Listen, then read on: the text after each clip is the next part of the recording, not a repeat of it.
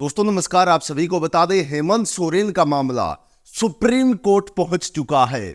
बकायदा डीवाई चंद्रचूड़ की अध्यक्षता वाली पीठ इसकी सुनवाई करेगी। और सबसे बड़ी खबर जिसको सुनने के बाद इस मोदी सरकार से लेकर ईडी तक के होश उड़ गए हैं। जी हां, डीवाई चंद्रचूड़ की अध्यक्षता वाली पीठ ने तत्काल सुनवाई करने के लिए कहा है। आज ही यानी कि शुक्रवार को ही इसकी सुनवाई की जाएगी। और इस चीज को लेकर पूरे भाजपाई खेमे में भगदड़ मच चुकी है। आप सभी को एक और खबर बता देता हूं इसी के साथ कि इस केस में हेमंत सोरेन की तरफ से और कोई नहीं बल्कि वही दो दिग्गज वकील हैं दोस्तों, एक कपिल सिब्बल और एक अभिषेक मनु सिंघवी, जिन्होंने राहुल गांधी की अध्यक्षता बहाल करा दी थी। वही दो दिग्गज वकील है और वही सुप्रीम कोर्ट पहुंचे हैं अब की बार हेमंत सोरेन का मामला लेकर। इसलिए भी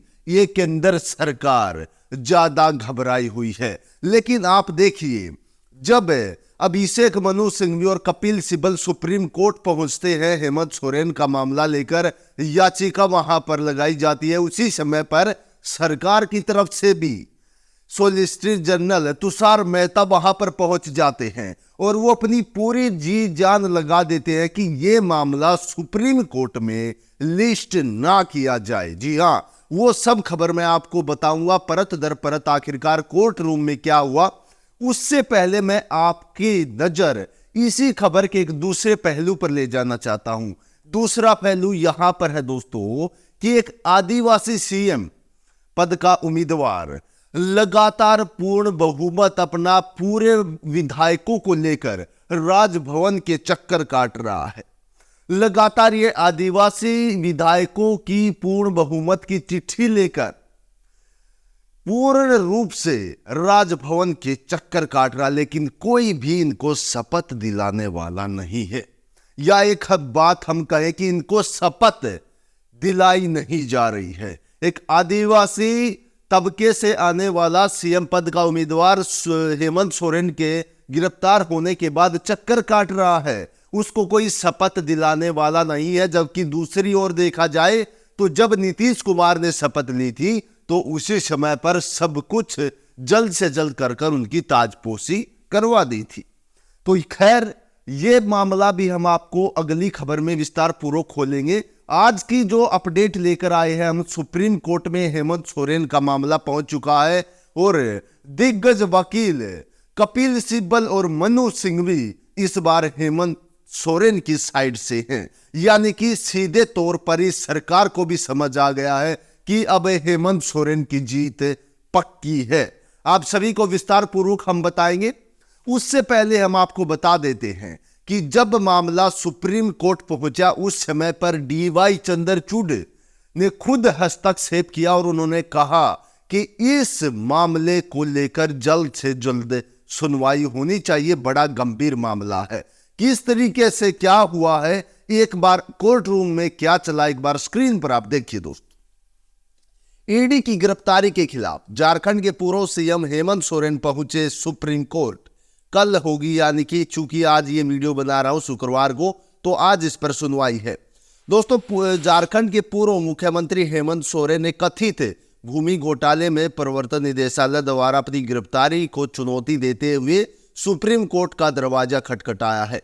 सीनियर एडवोकेट कपिल सिब्बल ने senior advocate doctor Abhishek Manu Singhvi के साथ मिलकर तत्काल सुनवाई के लिए चीफ जस्टिस ऑफ इंडिया यानी कि सीजीआई की अगुवाई वाली पीठ के समक्ष सोरेन के मामले का उल्लेख किया है। और सीजीआई डीवाई चंद्रचूड़ इस मामले पर कल यानी कि आज शुक्रवार को ही सुनवाई के लिए सहमत हो गए हैं। जी हाँ, यानी कि कपिल सिब्बल और doctor Abhishek Manu Singhvi supreme court पहुंचते हैं। सुप्रीम कोर्ट जैसे ही वो पहुंचते हैं, उनके साथ साथ सरकार की तरफ से सॉलिसिटर जनरल तुषार मेहता भी वहां पर पहुंच जाते हैं और अपनी दलील पेश कर देते हैं। उनकी दलील ये थी कि किसी भी तरीके से हेमंत सोरेन का मामला सुप्रीम कोर्ट में लिस्ट ना होने दिया जाए। क्या कहा है सॉलिसिटर जनरल ने सरकार की तरफ से, देखिए स्क्रीन पर। सॉलिसिटर जनरल तुषार मेहता ने पीठ को बताया कि सोरेन ने इन्हीं प्रार्थनाओं के साथ झारखंड हाईकोर्ट में सामान्य याचिका दायर की गई, जिस पर हाईकोर्ट आज यानी गुरुवार को सुनवाई कर रहा है। सिब्बल ने इस पर कहा कि उक्त याचिका हाईकोर्ट से वापस ले ली जाएगी। जी हां, यहां पर जो सरकार की तरफ से सॉलिसिटर जनरल था, उन्होंने तुरंत प्रभाव से कहा कि भाई मामला तो ये झारखंड हाईकोर्ट में भी चल रहा है, तो फिर सुप्रीम कोर्ट में कैसे लिस्ट हो सकता है। उसी समय पर कपिल सिब्बल ने कहा कि हाईकोर्ट से मामला वापस ले लिया जाएगा, याचिका वहां से उठा ली जाएगी। जी हां दोस्तों, यानी कि कपिल सिब्बल भी कड़े रूप अपना रहे हैं इस सरकार के खिलाफ, और अपनाने भी चाहिए शायद, क्योंकि जिस तरीके का मामला बना हुआ है उस तरीके से देश में कई लोकतंत्र दिख नहीं रहा दोस्तों। राजतंत्र की बू आ रही है, लोकतंत्र दूर दूर तक दिखाई नहीं दे रहा, और इसी चीज को लेकर हेमंत सोरेन की सारी उम्मीदें अब सुप्रीम कोर्ट से जुड़ी हैं।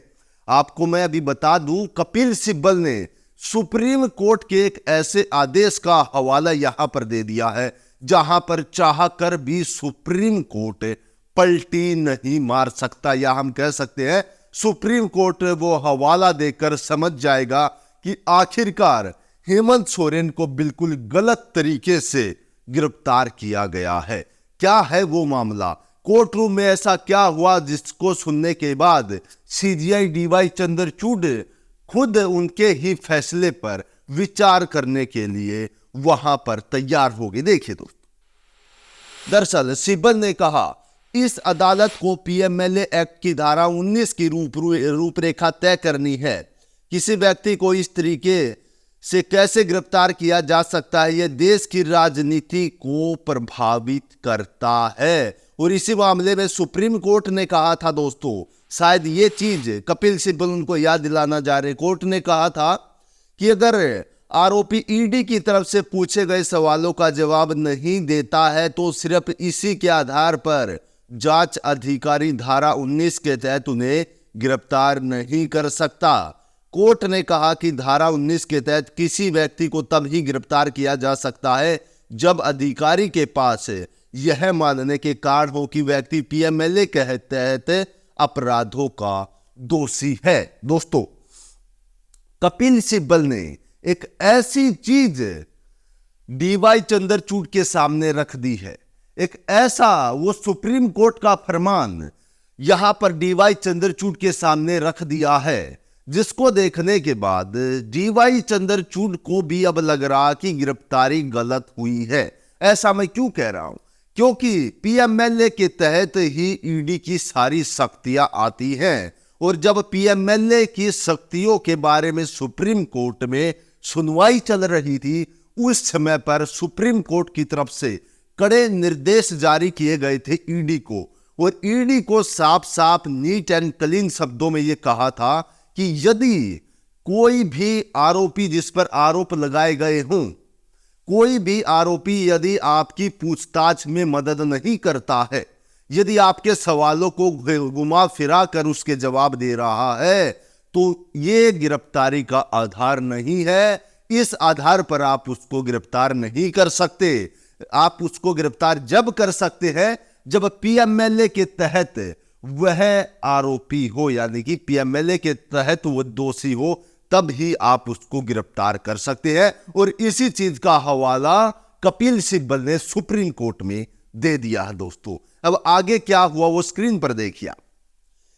इसके बाद आप सभी को बता देते हैं कि एसजी जो सरकार की तरफ से वहां पर मौजूद थे, यह एचसी के साथ अन्याय होगा उन्होंने कहा, क्योंकि उनके अनुसार जो पर मामले को पहले बोर्ड पर रखा गया और अब कल के लिए पोस्ट किया गया। उन्होंने कहा कि इस मामले को पहले हाई कोर्ट में रखा गया है, तो हाई कोर्ट का अपमान होगा अगर सुप्रीम कोर्ट में अब रखा जाएगा तो। उसके बाद सिब्बल ने अपना वचन दोहराया कि हाई कोर्ट में याचिका वापस ले ली जाएगी। जी हाँ दोस्तों, और आप सभी को बता दें, कपिल सिब्बल ने एक बार फिर से उनको कहा, जो लोग सरकार की तरफ से यहां पर मौजूद थे वो बार बार एक ही चीज के पीछे थे, एक ही उनका मकसद था कि सुप्रीम कोर्ट में सुनवाई ना हो। कपिल सिब्बल ने एक बार फिर से अपनी बात दोहराई कि हम हाई कोर्ट से अपनी याचिका वापस उठा लेंगे। आगे देखिए दोस्तों, कपिल ने दलील दी कि याचिका उल्लंघन के गंभीर मुद्दे उठाती है। जवाब में additional solicitor general SV Raju ने कहा कि सोरेन पर लगे आरोप भी बेहद गंभीर है। सोरेन ने बुधवार को झारखंड के मुख्यमंत्री पद से इस्तीफे की घोषणा की थी, तो कोर्ट रूम में यह चला और आज इस पर सुनवाई होगी। जी हां, आप सभी को बता दें, लगातार सरकार की यह कोशिश जारी थी कि किसी तरीके से सुप्रीम कोर्ट में इसको लिस्ट होने ना दिया जाए, और हवाला वो दे रहे थे बार बार कि झारखंड के उच्च न्यायालय हाई कोर्ट में मामला भी चल रहा है, तो यहां पर सुनवाई करने की क्या जरूरत है। तो इसी चीज को लेकर दो दिग्गज वकीलों ने मोर्चा संभाल लिया है, एक कपिल सिब्बल, एक अभिषेक मनु सिंघवी। और ये वही वकील हैं दोस्तों जिन्होंने राहुल गांधी के जो सदस्यता था वो बहाल करवा दी थी। अब आप समझ सकते हैं आखिरकार फैसला क्या होगा। मैंने आपको विस्तार पूर्वक बताई सुप्रीम कोर्ट के अंदर क्या हुआ, कोर्ट रूम के अंदर क्या हुआ, ये सरकार क्या करना चाहती है। अब आप अपने विचार कमेंट बॉक्स में रख सकते हैं, अपने विचार हमें बता सकते हैं आखिरकार आपकी जो व्यू ऑफ विजन है उससे क्या हो सकता है। ये सरकार ठीक कर रही है या गलत कर रही है। हेमंत सोरेन ठीक गिरफ्तार हुए या गलत गिरफ्तार हुए, कमेंट बॉक्स में हमें जरूर बताइएगा। खैर, हम अपनी बुलंद आवाज के जरिए आप तक हर एक बड़ी खबर पहुंचाते रहेंगे जो आपकी आंखों से ओझल कर दी जाती है। हम जमीनी हकीकत से जुड़ी खबरें आपके लिए यूं ही लाते रहेंगे। आप हमारे यूट्यूब मंच को और आगे बढ़ा सकते हैं, बड़ा प्लेटफॉर्म बना सकते हैं चैनल को सब्सक्राइब करके। आज की वीडियो में इतना ही, सभी को नमस्कार।